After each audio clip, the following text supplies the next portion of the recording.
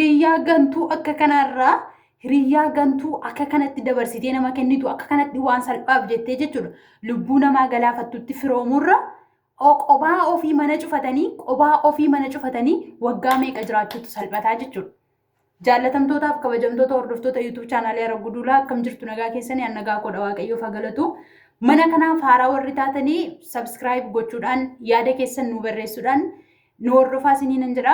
Warri subscribe goone subscribe godha. Har'a baay'ee gaddanidha kana nu fedhu dhugaa dubbachuufi. Kanatti aansuun immoo warroonni kiristaanaa warroonni amantaa kiristaanaa hordoftanii baga yaadannoo du'ee du'aa ka'uu gooftaa keenya Yesuus Kiristoos kan bara 2017 geessan isiniin jira. Kan nagaa kan fayyaa nuuf haa ta'u isiniif haa ta'u isiniin jira.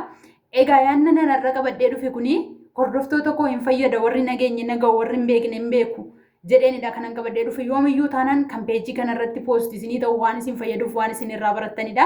Egaa akkuma beekamu obboloota koo akkuma footorraa ilaaltanii obboleettiin keenya isin argitan kuni bakka dhaloota ishee isinitti isin hin barbaachisu maaliifi nan barbaachisu maaliifi yeroo baay'ee namoonni gara gandummaattiidha kan isaan fiigan waan ta'eedhaafi intalli kun intala Oromooti kan ajjeesses intala Oromooti intalli kun ulfa ji'a 9 wayin immoo da'uuf guyyaa 5 duwwaan akka hafee dooktoriin itti himee tudha kan isheen duute jechuudha. Maalirratti akka isheen duute akkamitti akka isheen duute immoo warroota kaaniif barumsa ta'ee warroonni kaan irraa of eeggatu jenneetu malee already intalli kun duuteetti biyyoon ittaa salphatu ittiin jenna. Isinillee akkuma kana biyyoon ittaa salphatu maatii isheef firoota isheef lammiiwwan isheef jajjabina haa kennu jedha jechuudha. Kana nawwa dura. Inni lammaffaan immoo akkasuma hiriyaatti sixxan hiriyaa wajjiniin nyaattan hiriyaa wajjiniin dhugdan hiriyaa wajjin baatan hiriyaa wajjiniin galtanii adda baafachuun isin barbaachisaa jechuudha. Obboleettiin kuni Saawud Arabiyaa keessa jiraatu lamaan isaanii isheen duute kuni gara waggaa 14 oliidha kan isheen jiraatte. Waggaa 14 ol jiraattee booddee egaa gaa'elli na barbaachisaa akkuma nama tokko gaa'elli ishee barbaachisaa waan ta'eef barreen gaddaa wayin immoo waggaa darbee gaa'ela godhattee heerumtee abbaa manaa godhattee abbaa manaa ishee wajjiniin jireenya jiraachuu eegalte jechuudha. Amma daa'ima godhachuu fi isa hawwii bara dheeraa hawwaa turte daa'ima godhachuuf garaatti baattee akkuma garaatti baattu kan immoo harkatti baachuuf illee hawwii guddaa keessa otoo jirtu maal godharee gadhee fi saree nu dudubaan nama nyaatteedha. Oromoon yeroo makaagu baay'ee nama gaddisiisa dhugaadha. Baay'ee waan nama gaddisiisu waan onni namaa cabsudha. Achi booddee hiriyaa isheen yeroo duraa wajjiniin turte wajjiniin bakka goddanyaa addaa turanii wal lolanii gargar ba'u turanii jechuudha. Otoo isheen garaatti hin baatiin dura yookaan immoo otoo isheen gaa'elan godhatiin dura adda ba'u.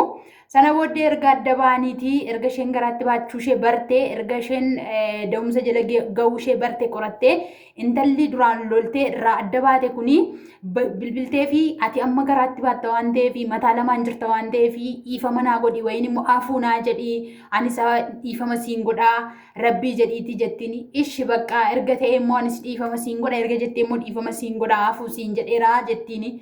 Ishi jettee isheen waan qopheessite dhiifama naa godhi jettu suni dhiifamni kun kanaan hin ga'u mana kee dhufeensi dubbisa jettee keekii fuutee fidatti jechuudha. Akkuma nama tokko akkuma hiriyyaan tokko wayini gaafa jaalalaa namni amma isayyuu immoo jaalalli gaafa nama dha'u gaangoon abbaan baattu jedhama malee hiriyyaan lafaa kaatee keekii bittee namaan nattu gaa. Haa ta'u intalli kuni keekii bittee fuutee fidatti intala kanaaf jechuudha. Keekii bittee qorichatti gootee fuutee ishee mana ulfaa kana wayin immoo ishee duute kana dubbisuu deemti mana ishee jechuudha.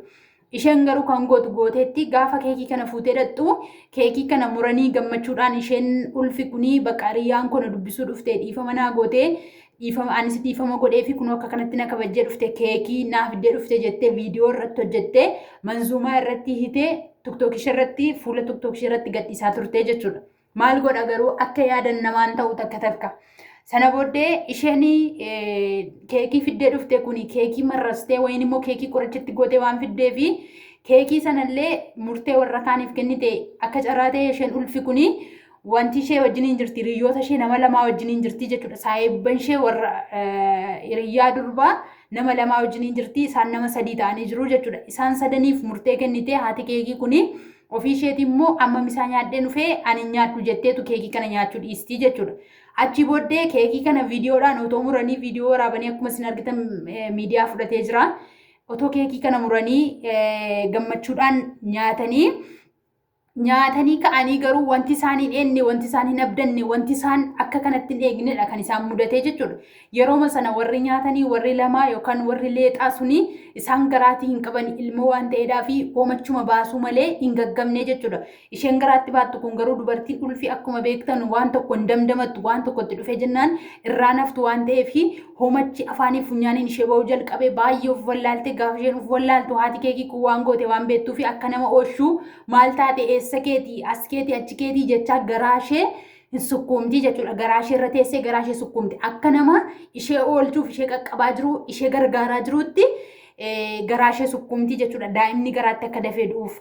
Sana booddee yeroo sana isheen hin duutee isheen ulfi kun hin duutee warri sun lamaan immoo gaggabanii waan jiranii fi gara hospitaalaatti fuudhanii fiiganii hospitaalatti garaan isaanii dhiqamee akka isaan baraaraman ta'ee amma hospitaala ciisaa jiru jechuudha. Isheen haati daa'imaa kun garuu daa'ima ishee wajjin yeroo sana duutee isheen keekii kana fuutee dhattee abbaa manaa isheetti dawwalteetu ati manaa kee akkas taatee jirtii deemii manatti gali jetteetu dawwaltii fi ofii isheetii baatee baddii jechuudha. Argitanii hiriyaa gantuu. Namni yoo hamma maal cubbamaa ta'e yoo hamma maal namatti aare yoo hamma maal namatti qabame hiriyyaan wal lolaa nama wal jaallatudha kan wal loluu lola sadaangaa darbe ton taane namni wal lolaa walitti hin araaramaa jechuudha. Garuu lola sadaangaa darbe akka kanatti gaafa lubbuu nama meeqaa galaafatanii tariin isheen garaatti baattu kun bulchaa biyyaa ta'uu danda'a. Biyyittii kan maqaa dhoofsisu ta'uu danda'a. Baratee kan biyya sanaaf bu'aa buusu ta'uu danda'a. Dubartiin ulfi iddoo kamittiyyuu kabaja qabdi jechuudha. Biyya kamittiyyuu adii gurraachi jechuudha. Kuni aadaa Oromoo duwwaa otoo hin taane adii gurraachi dubartii ulfaaf ka'ee teessisa hin kabaja. Inni isheen garaatti baattu maal akka inni ta'e hin beekamu maal akka inni ta'u hin beekamu waan ta'eef jechuudha. So maalis niin jechuu barbaadeen obboloota koo kun waan baay'ee nama gaddisiisuuf waan baay'ee akka namni umurii isaa guutuu hiriyaa jedhee nama amannedha kan nama godhu.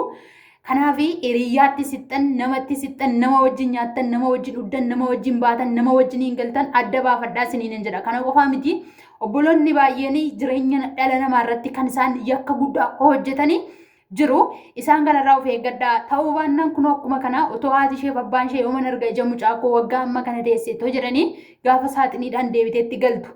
Kanaayyuu immoo otoo garaatti baattu dubartiin garaatti baattu tokko lubbuudhaan darbuu jechuun baay'ee tokko ulfaataadha. Obbolo tokko irraa of eeggadhaa isiniin jedha. Egaa akkuma beekamu viidiyoo har'aatii akkasiin waan guddaa barattan nan beeka. Like, subscribe, follow gochuu hin dagatina. Akkasuma peejii Facebookii kollee follow gochuu hin dagatina isiniin jedha. Peejiin Facebookii koo seenaa duulaadhaanidha kan inni jiru. Na hordofaa isiniin jedha.